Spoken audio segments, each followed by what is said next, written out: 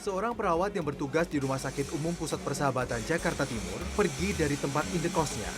Sejak Minggu 22 Maret lalu, perawat tersebut memilih tidur di rumah sakit karena tak tahan dengan stigma pembawa virus setelah menangani pasien yang terpapar virus corona.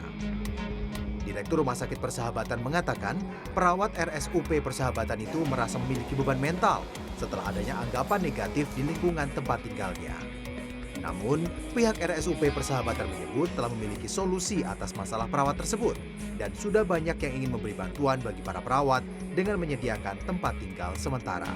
Tapi sebetulnya mereka bukan diusir, tapi mereka merasa tidak nyaman karena lingkungan menganggap karena dia bekerja di rumah sakit infeksi, mereka nanti bisa-bisa membawa virus nih.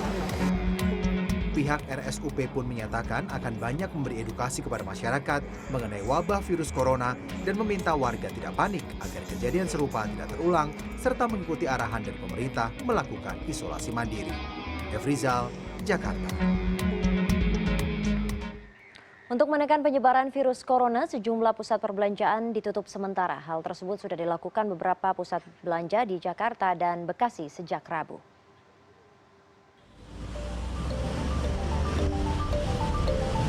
Sejumlah mal di Jakarta mulai ditutup sementara pada Rabu. Langkah itu diambil sebagai respons atas aturan pemerintah Provinsi DKI Jakarta guna mewaspadai penularan virus corona. Penutupan sementara akan berlangsung mulai 25 Maret hingga 5 April mendatang. Sejumlah pusat belanja yang ditutup antara lain Senayan City, Plaza Senayan, dan Central Park.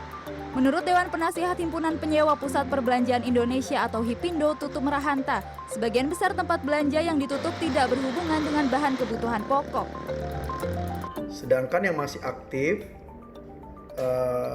adalah teman-teman tenan yang bergerak di barang kebutuhan pokok sehari-hari dan farmasi.